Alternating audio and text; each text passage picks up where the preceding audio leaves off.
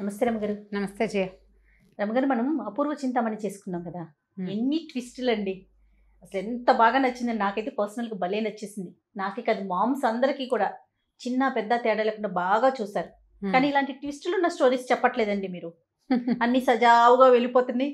అన్ని రకరకాల ఆలోచనలతో వెళ్ళే స్టోరీలే వెళ్తున్నాం మనం. ట్విస్ట్ స్టోరీ కావాలి. సరే, కథా చరిత్సాగరంలో విదూషకుడి కథ చెప్దాం. అయితే నీకు చింతామణి, అపూర్వ చింతామణి అంత అన్ని ఎపిసోడ్స్ రావు. ఒక 3-4 ఎపిసోడ్లు 5 ఎపిసోడ్లు వస్తాయి. ఓకే, ఒక చిన్న సిరీస్ అనుకుందాం. పూర్వం ఉజ్జయిని నగరానికి ఆదిత్యసేనుడు అని ఒక రాజుగారు ఉండేవారు. ఈయన కొంచెం బలశాలి, శౌర్య వీర్య పరాక్రమాలన్నీ ఉన్నాయి. ఒకసారి ఈయన ఏం చేశాడట, గంగా తీరంలో తన సేనతోటి విడిశాడు. ఏదో ఒక క్షేత్ర దర్శనం చేసి గంగా తీరంలో ఉంటే, ఆ గంగా తీర ప్రాంతంలో ఉన్నటువంటి గుణవర్మ అనే ఒక ఆయన ఈయన దగ్గరకు వచ్చి, మహారాజా, నాకు ఒక చాలా సౌందర్యవతి అయిన కన్య పుట్టింది. మా ఇళ్లలో అంత అందమైన పిల్ల లేదు. అయితే ఇంత చక్కని చుక్కని మా వాళ్ళకే ఇవ్వాలని అనుకోకుండా ఎవరైనా మహారాజుల ఇళ్లలో పడాల్సిన పిల్లగా భావించి ఆ పిల్లని మీకు ఇద్దామని సంకల్పించాను. మీరు ఎలాగూ ఈ ప్రాంతానికి వచ్చారు కాబట్టి మా అమ్మాయిని చూసి మా పిల్లని పెళ్లి చేసుకోండి అన్నట్టు. అప్పట్లో ఏమిటో రాజులు నో అనేవాళ్ళు కాదు. విచిత్రంగా ఎవరు మా పిల్ల అందుకైతే దీన్ని చేసుకోండి అంటే చేసేసుకోవటమే. రెడీ అంటాం, చేసేసుకోవటం. సరే, పెళ్లి చేసుకుంటే పరమాద్భుత సౌందర్యవతి ఆవిడ. మామూలు సౌందర్యవతి కాదు. ఆవిడ అందచందాలకు ఎంత లోబడిపోయాడంటే ఆయన తన తాలూకు రాజ్యభారం అంతా మంత్రులు, సేనాధిపతులు వాళ్ళ మీద పారేశాడు. ఆ భార్యతోటే ఉండేవాడు. సరే, కొంతకాలానికి ఆయనకి ఒక చక్కని అల్లారు ముద్దుగా ఉన్నటువంటి ఒక చక్కటి పిల్ల పుట్టింది. చాలా ముచ్చటగా ఉంది పిల్ల. దాన్ని అలాగే అల్లారు ముద్దుగా పెంచుకున్నాడు ఈయన. పెంచి ఆ పాపకి తేజస్విని అని పేరు పెట్టాడు. మహా తేజస్వితగా ఉంటుంది పిల్ల, చాలా అందమైన పిల్ల. తల్లి ఎంత అందగతో, తల్లితో పాటు రాచరికపు పాళ్ళు ఉన్నటువంటి తండ్రి యొక్క సౌందర్యం కూడా పుణికిపుచ్చుకుని చాలా అందంగా పుట్టింది. ఆ పిల్లంటే ఎంత ముద్దో ఎంత ఇదో. అయితే ఇలా ఎంతసేపు అంతఃపురానికే పరిమితి అయిపోయాడు ఆయన. అంటే దాంట్లోనే ఉండిపోయాడు, అంతఃపురంలోనే ఉండిపోతున్నాడు. ఎక్కువగా ఇంకా అసలు వ్యవహారాల జోలికి వెళ్ళడు. మంత్రులు చూస్తారు, సైన్యాధిపతులు చూస్తారు. ఇలాగా దానికోసమే ఉండిపోయేసరికల్లా సామంతులు కొంతమంది తిరగబడి ఏం చేస్తారు, ఈ రాజ్యాన్ని సొంతం చేసుకోవడానికి ప్రయత్నం చేస్తారు. సరే, ఒకనాడు ఏమైంది, ఒక సామంతుడు యుద్ధానికి వచ్చేసరికల్లా యుద్ధం అంటే మామూలుగా వ్యవహారాల్లోకి పెద్దగా రావట్లేదు, కానీ ఇలాంటి పెద్ద వ్యవహారాలు చూస్తున్నాడు ఆయన.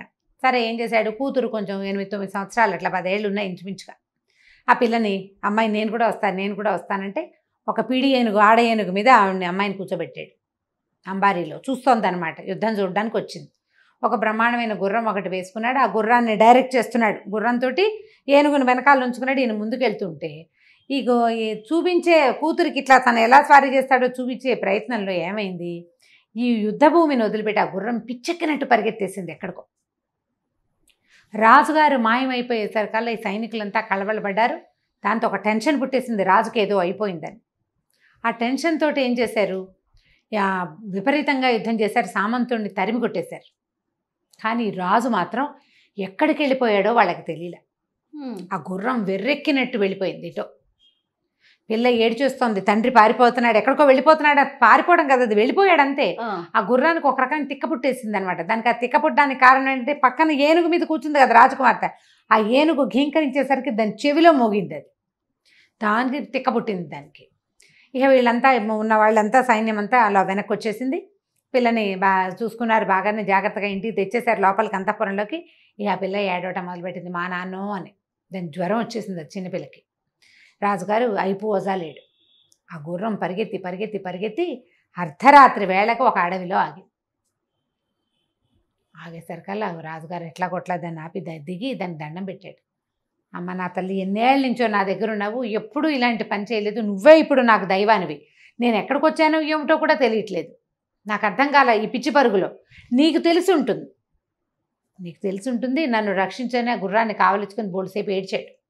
ఆ గుర్రం అక్కడ కాస్త మంచినీళ్ళు తాగి కాస్త తిమితపడి అది కూడా మెల్లిగా ఆలోచించుకుంది.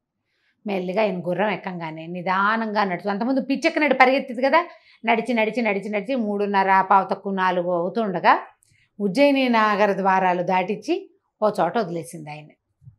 మొత్తానికి నగరం దాకా తీసుకొచ్చి పడిపోయింది గుర్రం. ఈయన దిగి చూసుకున్నాడు. ఈ పొద్దున్న మధ్యాహ్నం 10 మొదలుపెట్టిన పరుగు ఈయనకి జుట్టంతా రేగిపోయి ఒళ్ళంతా పిచ్చిగా పిచ్చిగా అయిపోయి బట్టలు కకావికలైపోయి ఎట్లా ఇప్పుడు అంత పిచ్చి పరుగులో ఏమవుతుందో తెలియదు. దుమ్ము ధూళి మొహం నిండా. సరే ఇట్లా ఈ 4 గంటలు పావు తక్కువ 4 గంటలకి ఈ మఠం ఒక మఠంలాగా ఉంది అక్కడ. కొంతమంది బ్రాహ్మణులు అక్కడ ఉన్నారు. అక్కడికి వెళ్ళాడు. వెళ్ళేసరికల్లా వాళ్ళేమనుకున్నారు, ఉజ్జయిని నగర ప్రారంభంలోనే ఒక శ్మశానం ఉంది. శ్మశానాన్ని దాటాకే నగర ద్వారాన్ని ఆనుకునే మఠం. అయితే ఈ ద్వారము సేనా పరిరక్షితంగా లేదు. సైన్యం గనక ఉండి సైనికులు ఉంటే రాజును గుర్తుపట్టేవాళ్ళు, గుర్రాన్నైనా గుర్తుపడతారు కదా. కనీసం ఎవ్వరూ లేరు. పొద్దునైన యుద్ధం గోలలో ఈ దారి వాళ్ళు వదిలిపెట్టేశారు. వాళ్ళు వదిలేశారు. ఎవ్వరూ లేరు అక్కడ. ఉంటే బాగుండేది ఆయన సంగతి. ఈ మఠం దగ్గరికి వెళ్ళాడు. వెళ్ళేసరికి అలా బయట కొంతమంది బ్రాహ్మణులు నిద్రపోతున్న వాళ్ళు ఉన్నారు, కొంతమంది లేచున్నారు. ఈ వస్తున్నటువంటి రాజుని, ఆయన బట్టలు, ఆయన రేగిపోయిన జుట్టు, ఆయన మొహం చూసి భేతాళుడో ఎవరన్నా భూతావిష్టుడో లేచి శ్మశానం నుంచి వచ్చేస్తున్నట్టు భావించారు. అరిచర్చి కేకలు పెట్టేశారు. ఈయన లోపలికి ప్రవేశించబడి రాజు నిర్వహించే మఠమే అది.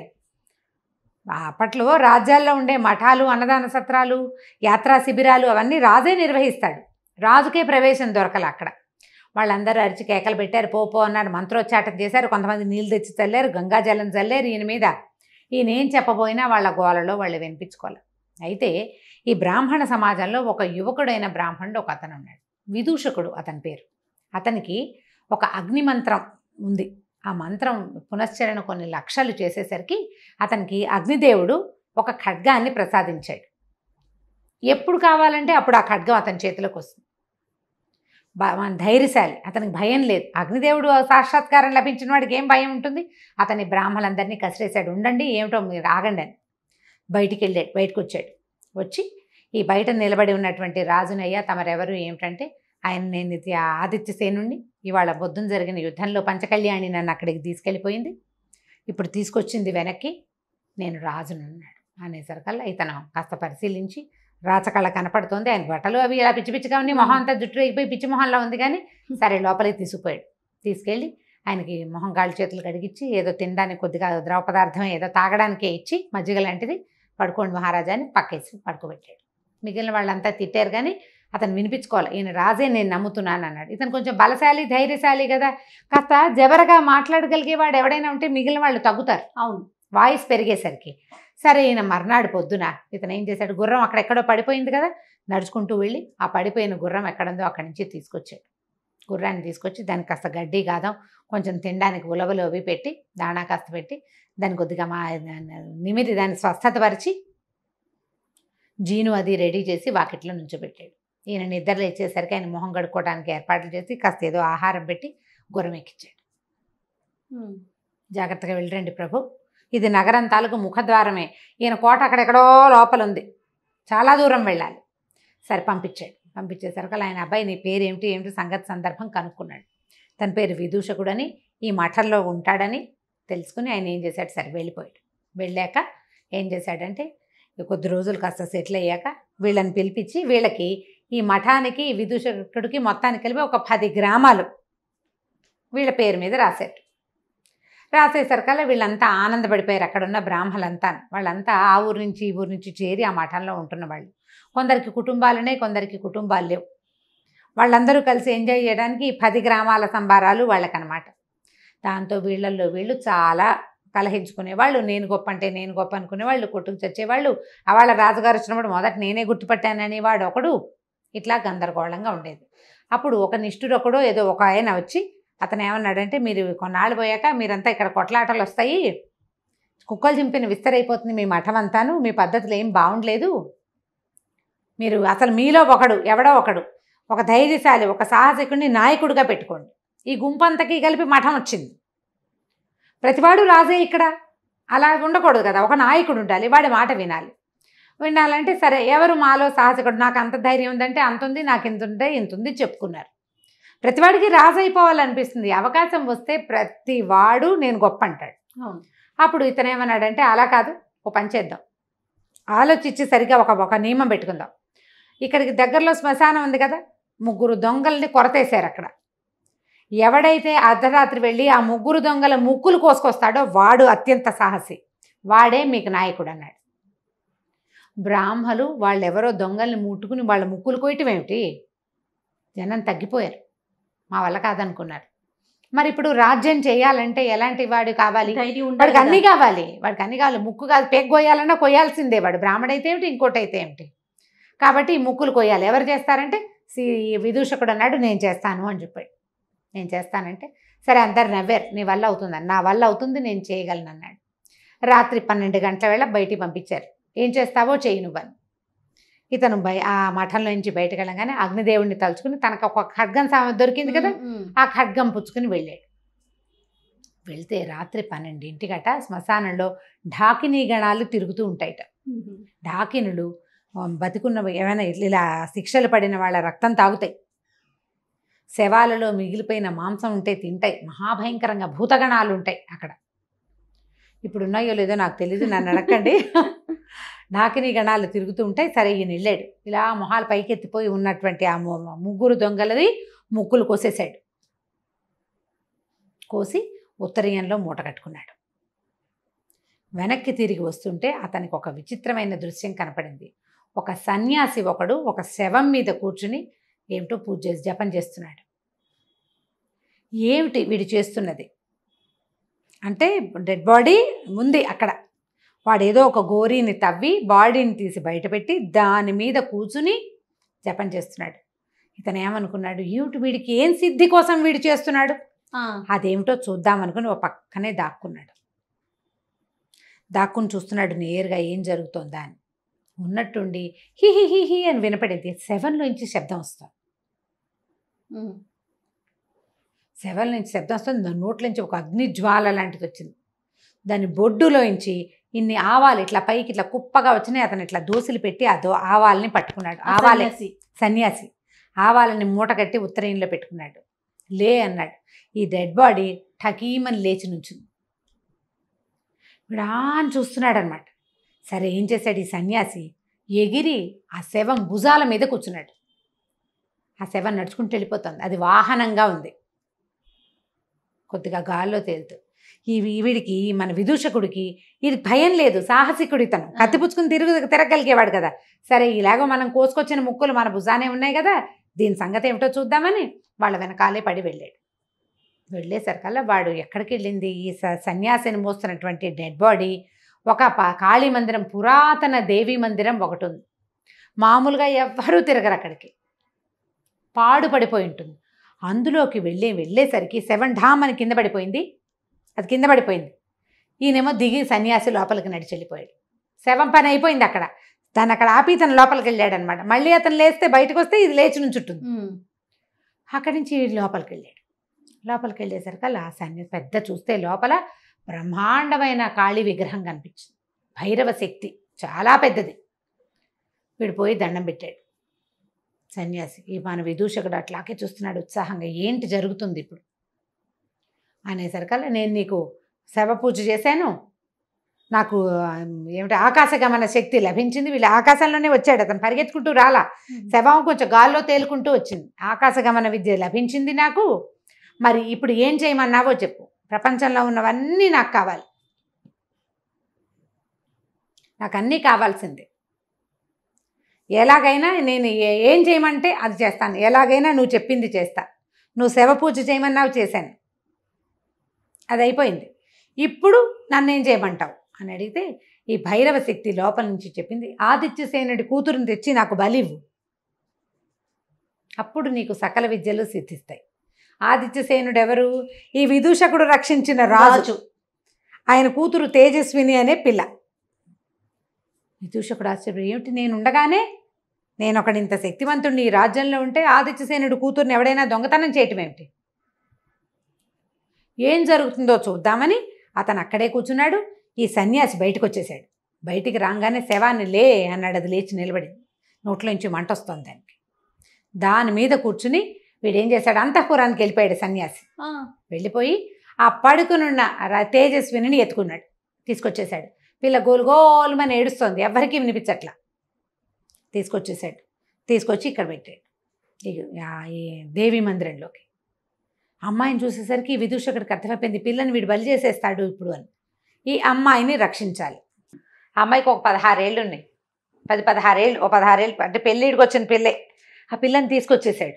తీసుకురాగానే మూల నుంచునున్నాడు విదూషకుడు. తీరా చూస్తే ఆ పిల్లని ఒక చోట కూర్చోబెట్టి అది ఏడ్చేస్తుంది మా నాన్న అమ్మ అనుకుంటూ. అర్ధరాత్రి మరి నిద్రలో తీసుకొచ్చాడు కదా. వాడు ఆ కత్తి తీసి ఆ పిల్లని చేసే లోపల ఈ విదూషకుడు వీడి దగ్గర ఆగ్నేయాస్త్రం ఉంది, తన దగ్గర అగ్ని ఇచ్చినటువంటి అస్త్రం ఉంది కదా. ఆ కత్తి ఆగ్నేయాస్త్రం పేరున్నటువంటి పెద్ద మహాఖడ్గం. ఆ ఖడ్గంతో ఒక దుర్మార్గుడా రాజకుమార్తెని నేను చూస్తుండగానే నువ్వు సంహరిస్తే నా రాజభక్తి ఏమైనట్టు? మొన్నే కదా రాజుగారిని రక్షించి ఇంటి దగ్గర దింపాను నేను అని చెప్పి ఒక్క దూకులో దూకి ఏం చేశాడు, దాన్ని ఆ కాపాలికుడు తలెగర కొట్టేశాడు కత్తి పెట్టి. కొట్టేసరికల్లా కాపాలికుడు చచ్చిపడిపోయేసరికల్లా ఈ అమ్మాయి బేరమని నేర్చేస్తుంది. ఒక క్షణం అయ్యేసరికి అమ్మాయికి అర్థమైంది తనని చంపబోతున్నవాడు చచ్చిపోయాడని, అక్కడ ఇంకో పెద్ద మనిషి నుంచున్నాడని. వీడు పంచ కట్టుకుని పిలక అది ఉండి విభూతి పండురాలు ధరించిన విదూషకుని చూసేసరికల్లా ఎక్కడో చూసినట్టుంది అమ్మాయికి. జ్ఞాపకం వచ్చింది, చాన్నాళ్ళ క్రితం సభలో చూసింది ఇతన్ని, కానీ అతనేనని మేకౌట్ చేయలేకపోయింది. అప్పుడు ఏమన్నాడు, అమ్మా నేను రాజకుమార్ని, మీరు భయపడకండి, నా పేరు విదూషకుడు, మీ రాజ్యంలో వాడినే, నేను మిమ్మల్ని రక్షించాను, అదండి బయటికి వెళ్దామన్నాడు. బయటికి వెళ్దామంటే అర్ధరాత్రి, ఇది శ్మశానం. వీళ్ళు ఎక్కడున్నారు? ఊరికి ఈ ఉజ్జయిని నగరానికి ఓ చివరుంది, మనం అదేగా చెప్పుకున్నాం మొట్టమొదట. ఈ చివరి నుంచి రాజుగారి మహల్ ఎక్కడుంది? నగరంలో బాగా అవతల వైపుకుంది, సగానికి పైగా అవతలకు వెళ్ళాలి. ఈ పిల్లని అర్ధరాత్రి తీసుకుని ఎట్లా వెళ్తాడు? ఇందాకటి వాడు ఏం చేశాడు, కాపాలికుడు ఆ శవం భుజాల మీద కూర్చుని వచ్చాడు. ఇంతలో ఒక ఆకాశవాణి వినపడింది. అక్కడ అశరీరవాణి, ఆకాశవాణి అనకూడదు, శరీరం లేదు, శబ్దం వినిపించింది. విదూషకుడా, నువ్వు చాలా తెలివిగల పనిచేసావు, వీడిని సంహరించేసావు. ఓ పంచి, వీడి చెంగున ఒక ఆవాల మూట ఉంది, ఆ ఆవాల మూట వల్ల ఆకాశ గమన శక్తి వస్తుంది. ఇవాళ ఒకరోజు రాత్రికి నీకు ఆ ఆవాలు తీసుకుంటే నువ్వు ఎక్కడికి వెళ్ళాలంటే అక్కడికి వెళ్ళగలుగుతావు. మళ్ళీ నెలలో, వచ్చే నెల ఇదే రోజున ఇక్కడికి రా నువ్వు అని వచ్చింది సౌండ్. ఈ పిల్ల కూడా విన్నది.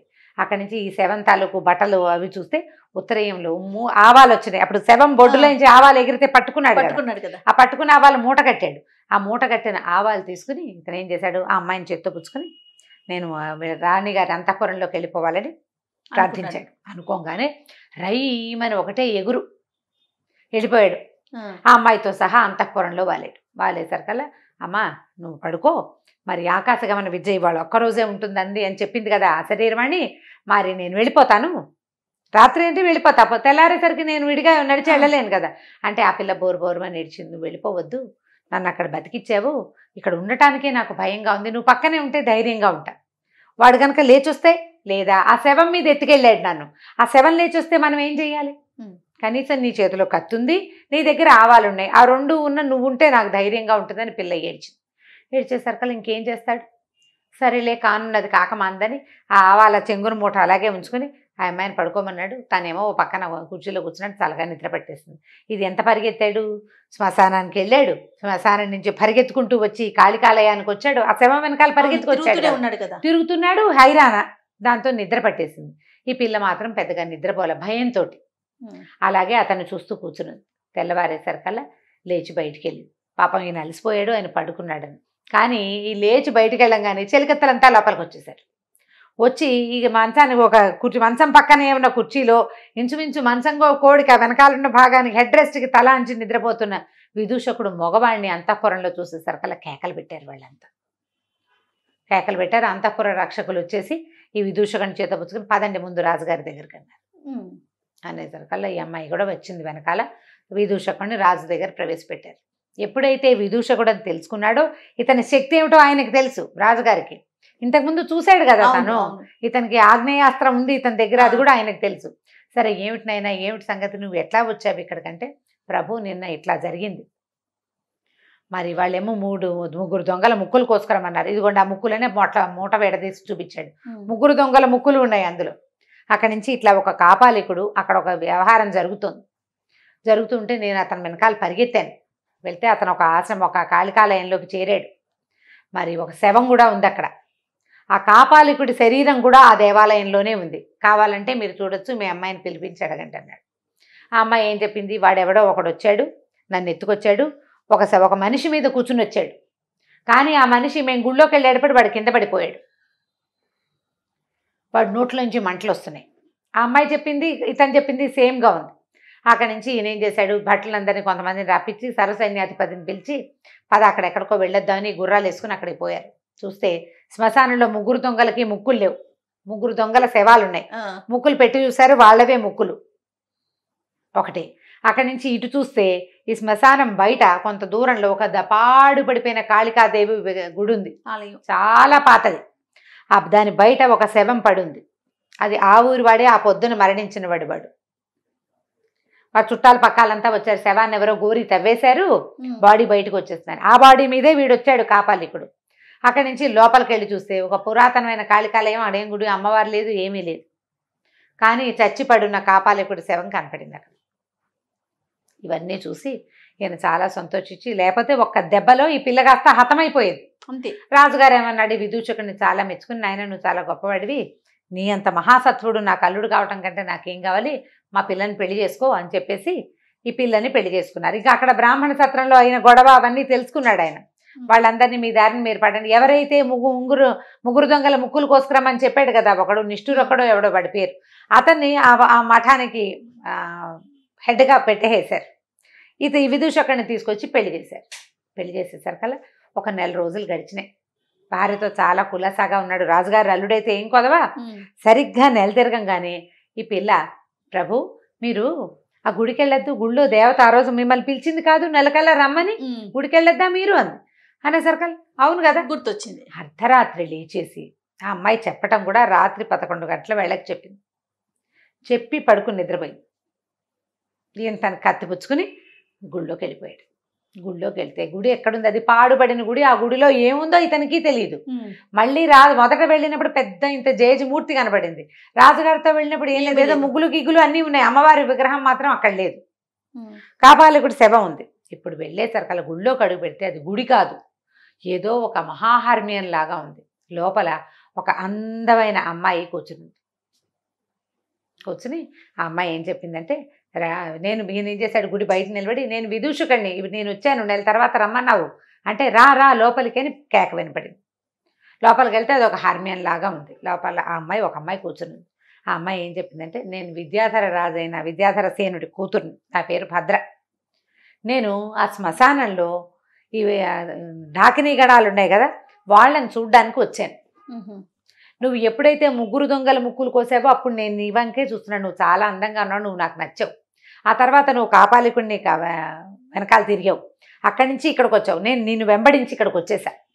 వచ్చిన తర్వాత నాకు తెలిసింది నువ్వెంత శక్తిమంతుడివో, నీ దగ్గర ఎలాంటి మంత్రశక్తి ఉందో తెలిసింది. అందుకనే నేను ఆ అశరీరవాణిని నేనే ఆ ఆవాలు తీసుకోమని నీకు ఆజ్ఞ ఇచ్చాను. నిజానికి ఆవాల్లో ఏమీ లేదు, ఆ శక్తి నాది, నీ ఆకాశగమన విద్య నాది. నేను వచ్చాను నీతో పాటు అక్కడికి, నీకు కనపడకుండా.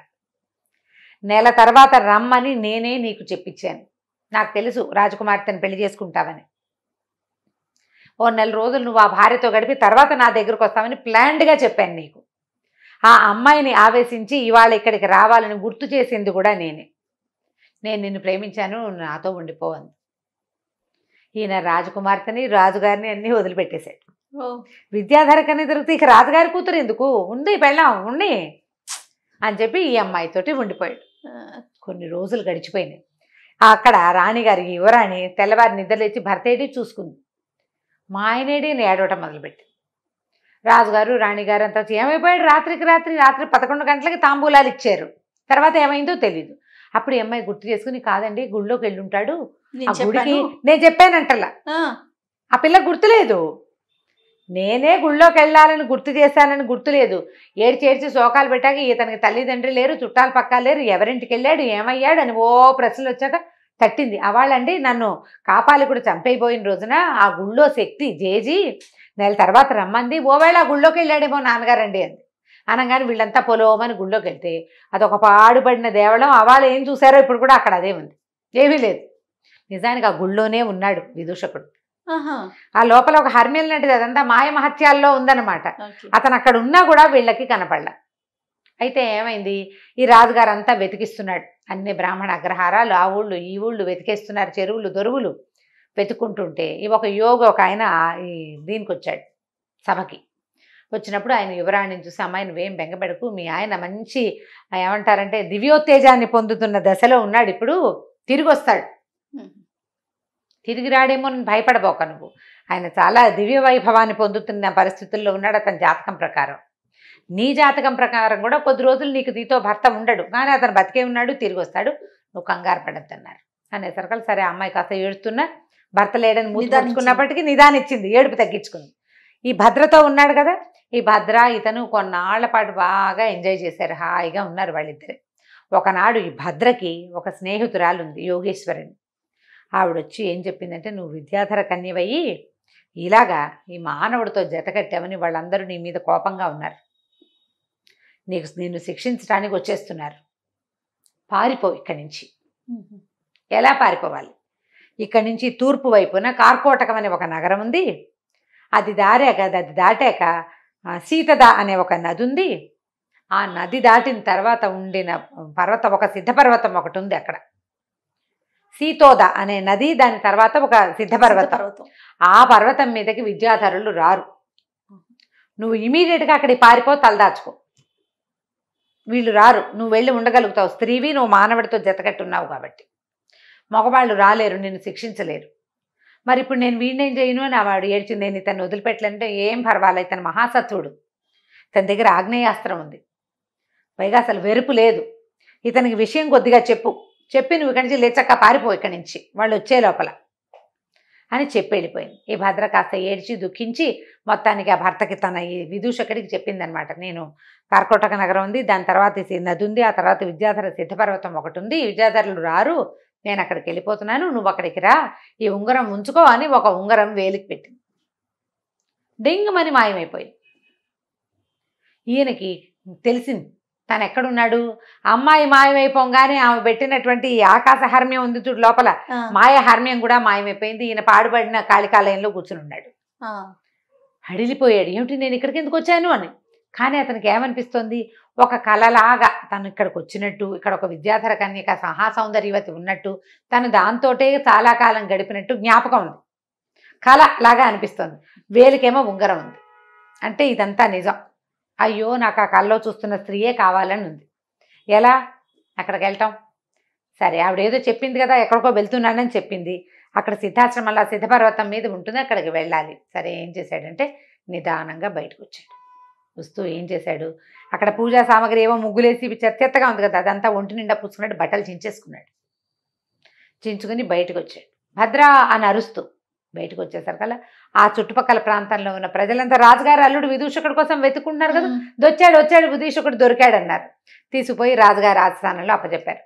ఈయన భద్ర అంటాడు, బట్టలు ఉంచుకోడు, చింపేసుకుంటాడు, ఏది కనపడితే అది ఒంటికి పూసేసుకుంటాడు, భద్ర అంటుంటాడు.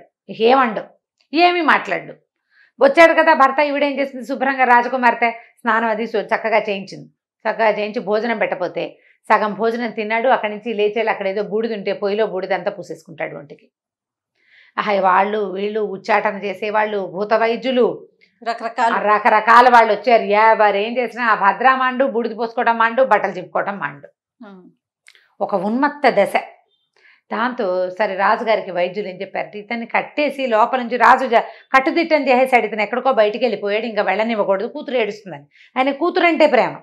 ఇవి వచ్చిన వైద్యులు ఏం చెప్పారంటే, వదిలి పెట్టేయండి, ఇతన్ని మెల్లిగా సెట్ అవుతాడు, ఏదో చూశాడో ఏదో విన్నాడో, ఎందుకంటే నిన్నటిదాకా తెలివైన వాడు, ఆగ్నేయాస్త్రం ఉంది ఇతనికి, అగ్ని ఉపాసకుడు, ఏదో జరిగి ఇలా అయ్యాడు, వదిలిపెడితే అతనంతటా అతనే సెట్ అవుతాడంటే. సరే కూతురికి కూడా చెప్పాడు, అమ్మాయి ఏదో వేళకు వస్తే అన్నం పెట్టమ్మా, బట్టలు చింపుకున్నాడులే, బూడిద పూసుకున్నాడులే, నార్మల్ అవ్వలేదు, నువ్వు ఏడబాక, ఎలాగో చెప్పాడు మనకి యోగి, ఇతను నార్మల్ అవుతాడని, వదిలిపెట్టు, ప్రశాంతంగా ఉండు, కట్టుదిట్టం చేయొద్దు, బయటికి పోనీ, కాస్త అటు ఇటు తిరిగి వస్తే ఏం తొక్కాడో ఇవన్నీ వచ్చినాయి, ఇంకోటి ఏదైనా తొక్కి సరే అవుతాడని కూతురికి నచ్చ చెప్పాడు. దాంతో ఆ అమ్మాయి కూడా మొగుడిని హమేషా కనిపెట్టుకుని ఉండటం మానేసింది. వేళకి ఏదో భోజనం, మంచినీళ్ళు, పాలు, నీళ్లు చూస్తూ ఉండేది, కాస్త అటు ఇటు తిరుగుతున్నాడు. వదిలేశారు. వదిలేయంగానే ఈయన దొరికిందే ఛాన్స్ అని ఈ ఉంగరం సరి చేసుకుని భద్రా నడుచుకుంటూ బయటకు వచ్చేసాడు. తిరిగి వస్తారు, 2-3 సార్లు బయటకు వచ్చి తిరిగి వచ్చాడు. నమ్మారు వాళ్ళు, తిరిగి నమ్మించేశాడు. ఓ 4-5 రోజుల తర్వాత తనంతట తను బయలుదేరి వెళ్ళిపోయాడు బయటికి. తూర్పు కనుమలు దాటాక అక్కడ ఏదో ఒక కార్కోటక నగరం ఉంది, అది దాటి ఇంకా వెళ్ళాలి ముందుకి. సరే ఏం చేశాడు, బయలుదేరి ఆ పక్కకి వెళ్ళిపోవటం మొదలుపెట్టాడు. ప్రయాణం చేస్తూ వెళ్ళి మధ్యలో ఒక ఊర్లో ఆగాడు. ప్రతి చోట అతనికి రకరకాల కథలు మధ్యలో నడుస్తాయన్నమాట. ఈ కొత్తగా వెళ్ళిన నగరంలో ఏమైందట, ఒక పూటకోళ్ళమ్మ ఇంట్లో చేరాడు. రాజుగారు అల్లుడు కాబట్టి కొంచెం ఆభరణాలు ఉన్నాయి.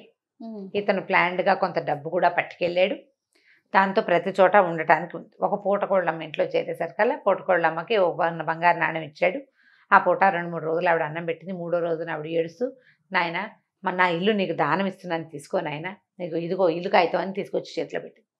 తెల్లబోయాడు, ఇదేమిటమ్మా కాగితం ఇస్తున్నావు, ఏదో అన్నం పెట్టావు, నేను నీకు రూపాయి ఇచ్చాను, రేపు పొద్దున వెళ్ళిపోతాను నేను అంటే, కాదు నాయన, ఇక నేను బతికి కూడా వృధానే, చచ్చిపోతాను నేను ఎలాగోను, ఇక నేను బతికుండి కూడా ఏమీ ఉపయోగం లేదు, చచ్చిపోతాను. చచ్చిపోయే ముందు ఒక సద్బ్రాహ్మణుడికి, ఒక ఉత్తమ వ్యక్తికి నా ఆస్తి పాస్తి ఇల్లు వాకిలు ఇచ్చేస్తే సరిపోతుందని అనిపించింది అనేసరికల్లా, నీకు అంత కష్టం ఏమొచ్చింది, ఏమిటి నీ బాధ ఏమిటమ్మా అని అడిగాడు. అడిగేసరికల్లా ఏం చెప్పాను ఆయన, ఈ ఊరు రాజుగారు, ఆయన పేరు దేవవర్మ ఏదో రాజుగారు, ఆయన చాలా కాలం దుఃఖించి పిల్లలు లేరని ఏడవగా ఆయనకు ఒక కూతురు పుట్టింది, సర్వాంగ సుందరి, దుఃఖలబ్ధిక అమ్మాయి పేరు, దుఃఖం వల్ల పొందిన పుత్రిక కాబట్టి ఆ పేరు పెట్టారు. ఈ దుఃఖలబ్ధిక మహాసౌందర్యవతి. రాజుకి తన కూతురుని చూసుకుని ఎంత గొప్ప. సరే ఏం చేశాడు ఆయన, ఒక ఆయనకి ఇచ్చి పెళ్లి చేశాడు ఇంకో రాజుగారికి, పక్క ఊరి రాజుగారికి, సామంత ప్రభుకి. ఈ పెళ్ళయింది, పొద్దున పిల్లాన్ని ఇద్దరిని అంతఃపురంలోకి పంపించారు. అమ్మాయి బాగానే ఉంది, అబ్బాయి చచ్చిపోయాడు. పెళ్లి కుమారుడు మరణించాడు. దాంతో ఆయన ఏం చేశాడు, మళ్ళీ పెళ్లి చేశాడు. రెండోవాడు పోయాడు. 4 పెళ్ళిళ్ళు చేశాడు వరుసగా ఆయన. ప్రతివాడు వివాహం అవుతుంది, అంతఃపుర ప్రవేశము, రాజకుమార్తెని ఆయన ఏమీ చేయడు, కానీ వాడు చచ్చిపోతాడు.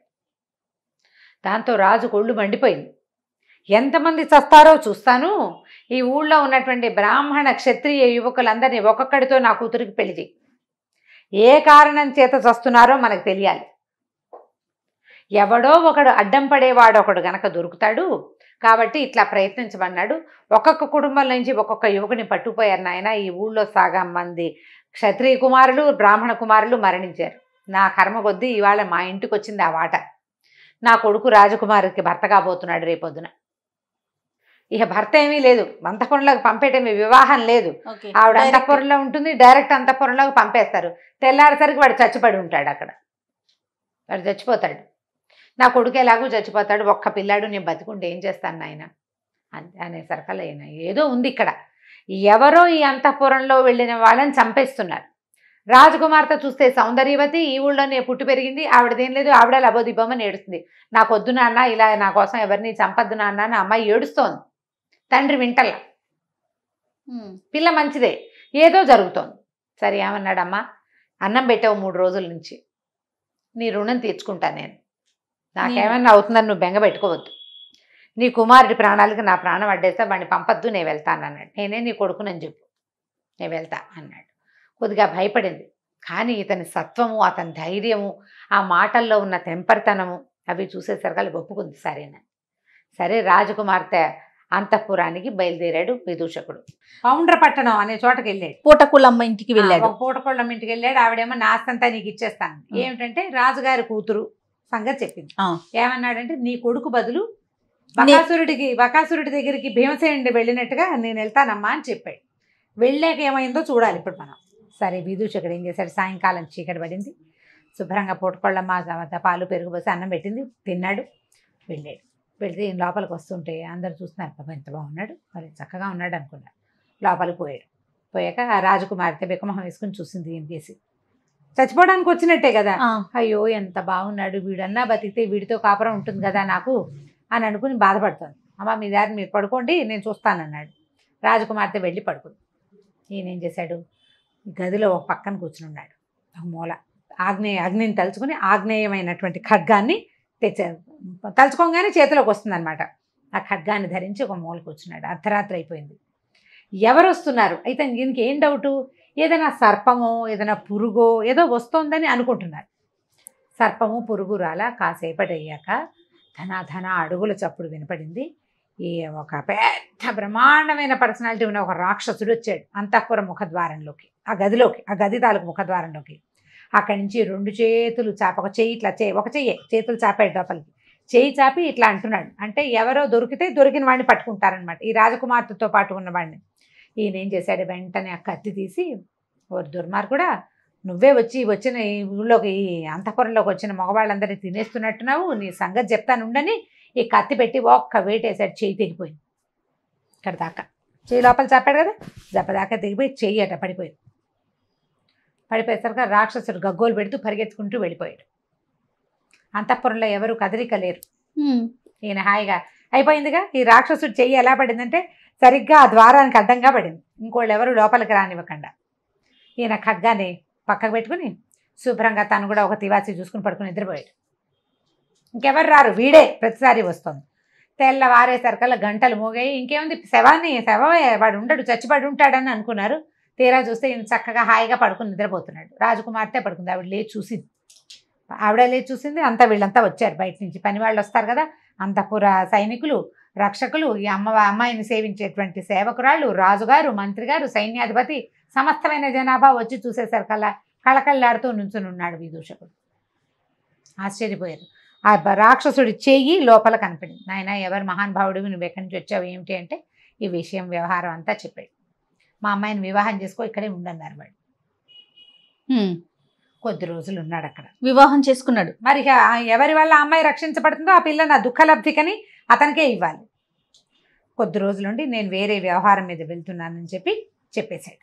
చెప్పి బయలుదేరాక ఏమైంది, ఈసారి ఏమైందంటే ఒక ఓడ వర్తకుడితోటి అంటే సముద్రం మీద ప్రయాణాలు చేసే ఒక వర్తకుడితోటి స్నేహం అయింది. ఇతనికి కార్కోటక నగరం, అక్కడికి వెళ్ళాలి ఈయన.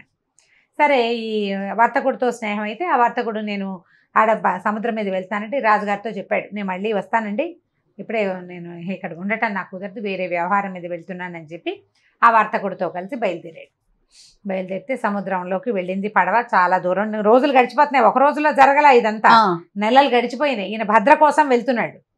ఈ దారిలో ఏమైంది, సముద్రంలో పడవ ఉన్నట్టుండి ఆగిపోయింది. అది చిన్న పడవ అని చెప్తున్నాం కానీ కాదు, నౌక.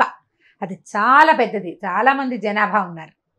ఇక ఏం చేసినా ఆ పడవ కదలపోయేసరికల్లా ఆయన ఏమన్నాడు, ఆ ఓడ వర్తకుడు, ఎవరైతే ఈ ఓడని కదుపుతారో వాళ్ళకి నా సంపదలో సగం ఇచ్చి నా పిల్లనిచ్చి పెళ్లి చేస్తానన్నాడు. అనేసరికల్లా మన సత్వశీలుడు కదా ఇతను, విదూషకుడు చాలా మహాసత్వుడు.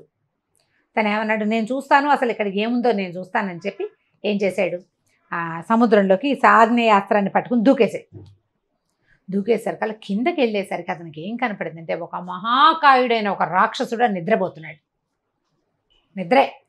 ఆ నిద్రకి అతని పిక్కకి ఈ పడవ తాలూకు కింద భాగం ఉంటుంది కదా, ఈ మట్టిని కదుపుతూ నడిచేది, అది పట్టేసుకుంది. వీళ్ళు ఎంత ప్రయత్నం చేసినా పిక్క, అతను ఎంత మహాకాయుడు, ఈ ఓడకి కనీసం 20 ఇంతలు ఉన్నాడు. ఇతను ఏం చేశాడంటే ఈ ఆగ్నేయ కత్తి ఉంది కదా, దాంతో ఆ పిక్కని తెగ నరికేసేసరికి పడవ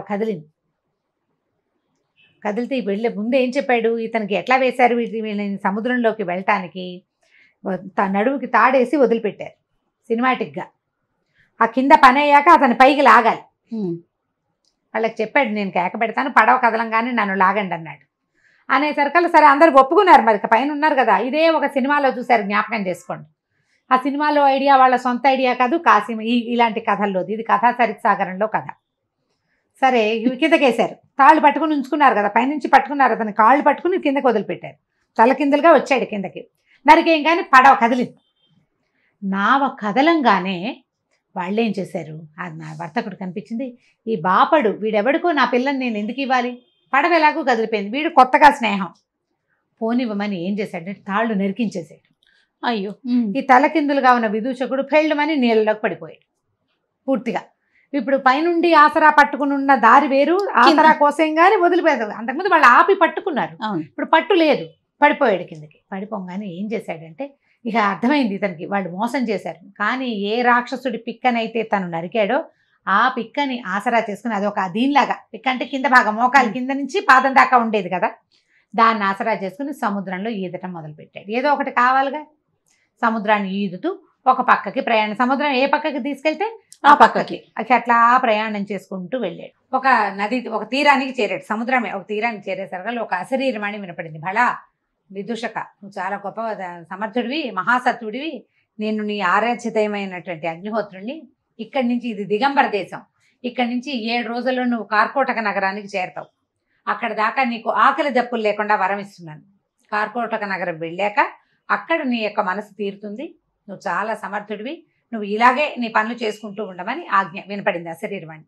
ఆ తర్వాత అతను అక్కడి నుంచి 7 రోజులు ప్రయాణం చేసి ఆ కార్కోటకం అనే నగరానికి చేరాడు. అది చాలా గొప్ప అద్భుతమైన నగరం, ఎంత బాగుందో. అక్కడ ఆ రాజువారు, ఆ ఊరి రాజుగారు కట్టినటువంటి ఒక బంగారు దేవాలయం ఉందట. ఆ దేవాలయానికి వెళ్ళాడు. మంచి రూపాలు లావణ్యమైన వాడు కదా, అందమైన వాడు. అక్కడున్న బ్రాహ్మణ సమాజం అతన్ని బాగా ఆదరించింది, భోజనాలు పెట్టారు, చక్కగా దేవాలయం అంతా చూశాడు, చుట్టుపక్కల ఊరంతా చూశాడు. అక్కడి నుంచి ప్రయాణించాలి తను. అయితే ఏమైందంటే ఈ బ్రాహ్మణ సమాజం వాళ్ళతో కబుర్లు చెప్పుకుంటాడు, తను ఏ ఊరు, ఎక్కడి నుంచి వచ్చాడు, పాత జరిగిన సంగతులు చెప్పుకుంటారు కదా. రాజుగారిది ఒక ఇది వినపడింది. ఏమిటి, రేపు ఉదయం ఎవరైనా సరే కుమారుడు, క్షత్రియుడు కానీ బ్రాహ్మణుడు కానీ రాజకుమార్తెని వివాహం చేసుకోవాలని కోరుతున్నట్లయితే వాళ్ళు ఈ రాత్రికి రాజకుమారి అంతఃపురంలో నిద్ర చేయాలోహో అని. ఈయన తెలివిగలవాడు, ముందే సత్వుడు, ప్రధానంగా ఇలాంటి ఏమైనా ఛాలెంజెస్ ఉంటే ఉత్సాహంగా ఉంటుంది. నేను చేస్తానన్నాడు. అనేసరికల్లా ఈ బ్రాహ్మణ సమాజం అంతా అంది, నాయన అంత సులువు కాదు, రాజుగారి కూతురు దగ్గరికి ఎవడెళ్తే వాడు చచ్చిపోతున్నాడు అంతఃపురంలో, ఇలా జరుగుతుందని వాళ్ళు ఏంటంటే ముందు రోజు నిన్ను టెస్ట్ చేస్తారు, నువ్వు బతికుంటే రేపొద్దున పెళ్లి చేస్తారు, బతికలేకపోతే నిన్ను వదిలేయటమే. అమ్మాయి పెళ్లి చేయడానికి ఇప్పటికి సంవత్సరాలుగా ప్రయత్నిస్తున్నారు, టమ్కేస్తారు, రానివాడు రాడు, వచ్చినవాడు వస్తాడు, ఇవాళ రారు, రేపు మళ్ళీ టమ్కేస్తారు, రేపు ఎవడో ఒకడు వెళ్తాడు పిచ్చి పెద్దవా, వాడు దొరికిపోతాడు. అనేసరికి ఇతను ఏమిటో చూస్తాను, నేను ఆల్రెడీ ఇలాంటిది ఒక క్రియ చేశాను, నాకు తెలుసు, నేను వెళ్తానన్నాడు. ఎంత వద్దన్నా అతను వినలా. అయితే అతను ఇలా తలుచుకోగానే అతని చేతిలోకి కత్తి రావటాన్ని చూసిన బ్రాహ్మణ సమాజం అంతా నమ్మింది, వీడి దగ్గర ఏదో మహావిద్య ఉంది. సరే, ఈయన అంతఃపుర ప్రవేశం చేశాడు. ఆ రాజకుమార్తె ఎంత అందగత్తో ఇతను చూసి ఏడవటం మొదలుపెట్టింది. అయ్యో, నా మళ్ళీ చచ్చిపోవడానికి ఇంకొకడు వచ్చాడే అని. ఆ రాత్రి ఆవిడని పడుకోమన్నాడు. ఈయన మెలకుగా ఉన్నాడు. ఈసారి ఒక రాక్షసుడు మళ్ళీ వచ్చాడు. వాడు ఎడం చేయి లోపలికి పెట్టి ఇతన్ని పట్టుకోపోయాడు. వాడికి కుడి చేయి లేదు. ఇతను ఏం చేశాడు, ఆ చేయి గట్టిగా పట్టుకుని వాడు జుట్టు పట్టేసుకున్నాడు. ఎవడరా నువ్వు, అసలు ఏమిటి నీ సంగతి ఏమిటి అనేసరికల్లా ఆయన విసిగించుకుని, బాబు నువ్వెవరో నన్ను పట్టుకున్నావు, నీకు చాలా బలశాలివి నువ్వు, నేను ఒక యమదంశుడు అనే ఒక రాక్షసుణ్ణి, నాకు 2 కూతుళ్ళు, ఓ కూతురు పౌండ్ర నగరంలో రాజు కూతురు దుఃఖలబ్ధికగా అక్కడ ఉంది, రెండోది విద్యుత్ ప్రభ ఇక్కడ ఉంది అమ్మాయి. నా కూతుళ్ళు ఇద్దరిని ఈ వేరే మానవులతోటి సంగమం కుదరదు వాళ్ళకి, అందుకని వాళ్ళని రక్షించడానికి వాళ్ళ దగ్గరికి ఎవరు వచ్చినా సరే నేను వాళ్ళని చంపేస్తాను, మగవాళ్ళు మా పిల్లల్ని ఏం చేయకూడదు. ఓహో, ఆ రాజులకు తెలియదు, వాళ్ళు భూలోకపు రాజులు, వాళ్ళు ఆడపిల్లకి పెళ్లి చేయటమే వాళ్ళ ఉద్దేశం. వీడి ఉద్దేశం అది కాదు, వీడికి ఒక మహాపురుషుడు కావాలి తన కూతుళ్ళకి. శంకర ఆజ్ఞ, ఎప్పుడైతే నీ బాహువులు నరకబడతాయో అప్పుడు నీ పిల్లలకి శాప విమోచనం అన్నాడు. నేను కూతుళ్ళని రక్షించుకోవడానికి ఓ చెయ్యి ఆ బిల్డింగ్లో ఆ అంతఃపురంలో, రెండో చెయ్యి ఈ అంతఃపురంలో పెట్టి కూర్చున్నాను, ఎవడొస్తే వాడిని చంపేస్తున్నాను.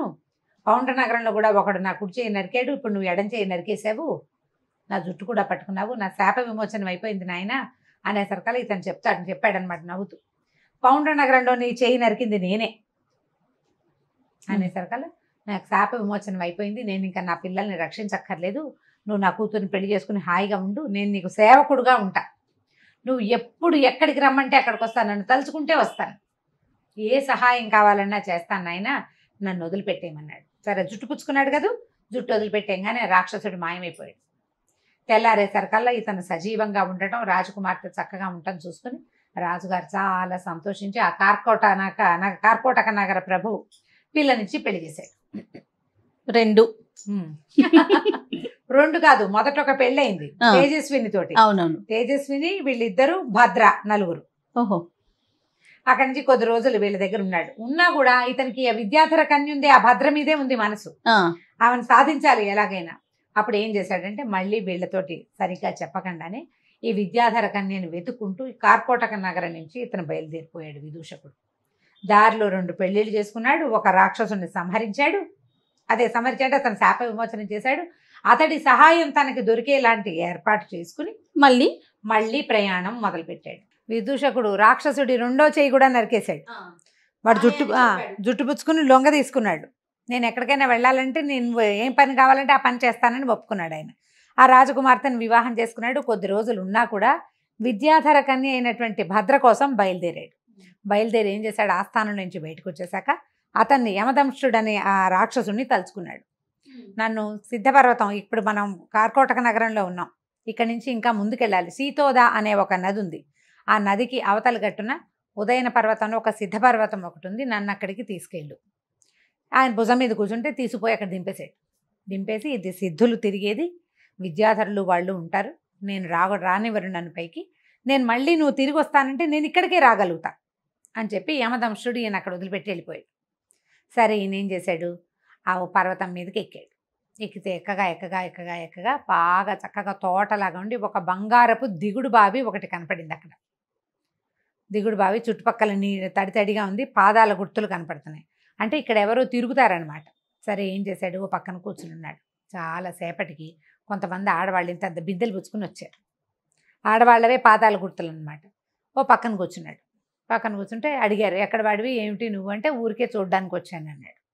ఈ నీళ్ళు ఎవరికి తీసుకెళ్తున్నారు అంటే, వాళ్ళలో ఒక ఆవిడ ఏం చెప్పిందంటే, విద్యాధర కన్యక ఒక ఆవిడ భద్ర అని ఉంది, ఆవిడ స్నానానికి తీసుకెళ్తున్నాము అంది. ఇది మనవాడికి కావాల్సింది ఆవిడే కదా.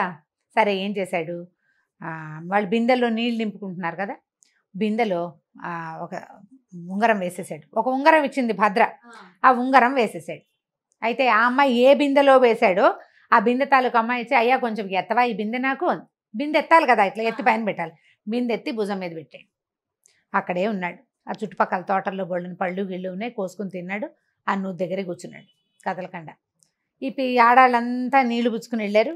అక్కడ స్నానశాలలో పోసారు. ఆ బిందెత్తి నీళ్లు పోస్తుంటే ఆవిడ ఒళ్ళో పడింది ఆ ఉంగరం. భద్రకి ఒళ్ళో పడేసరికల్లా ఉంగరం చూసుకోగానే ఆవిడకి తెలిసిపోయింది వచ్చేసాడని. ఇది ఎక్కడ దొరికింది ఈ ఉంగరం ఏమిటంటే, అయితే వీళ్ళు ఏమన్నారు, ఈ బిందె పట్టుకొచ్చిన అమ్మాయి అక్కడ ఉన్న ఒక వ్యక్తితోటి మాట్లాడింది, ఆయన ఎవరో నవయువకుడు, మానవుడు, చక్కగా సంస్కృతం మాట్లాడుతున్నాడు, అక్కడ ఉన్నాడని చెప్పేసరికల్లా ఈ అమ్మాయి పరిగెత్తుకుంటూ వెళ్ళి చూసుకుంటే ఈయన అక్కడే ఉన్నాడు. సరే హాయిగా ఉన్నారు కొంతకాలం పాటు సంతోషంగా ఉన్న తర్వాత అతను ఏమనుకున్నాడంటే, ఇక్కడి నుంచి వెళ్ళిపోవాలి. ఆ అమ్మాయి ఏమందంటే, నాకు నువ్వే కావాలి, నీతోటే ఉంటాను, కానీ నేను భూలోకంలోకి వచ్చానా మా విద్యాధరులు వచ్చి నన్ను పట్టేసుకుంటారు, సిద్ధపర్వతం మీద ఉంటే నన్ను ఎవరు పట్టుకోరు. అప్పుడు అతను ఏమన్నాడంటే, నీకు నేను కావాలంటే ఈ విద్యాధరత్వాన్ని వదిలిపెట్టి శక్తులు వదిలేసుకో, నువ్వు మానవులతో పాటు ఉండి మానవులతో కలిసి తిరుగుతూ కలిసి వీళ్ళతోటి విహరిస్తూ వివాహం చేసుకుని పుత్రులను సంతానం కంటానంటే మీ వాళ్ళు ఒప్పుకోరు, శక్తి వదిలిపెట్టేసుకో, విద్యాధర శక్తులు ఏవి వాడవు నువ్వు, అప్పుడు నువ్వు నాతో హాయిగా ఉండొచ్చు కదా అంటే ఆవిడ దానికి రెడీ అయిపోయింది. ఇప్పుడు మనం కోటీశ్వరుల ఆడపిల్లలు ఆస్తులు వదులుకుని అబ్బాయిల దగ్గరికి వెళ్ళిపోయినట్టు, ప్రేమించిన వాడి దగ్గరికి వెళ్ళినట్టు ఆవిడ మొత్తం శక్తి అంతా వదిలిపెట్టేసుకుంది.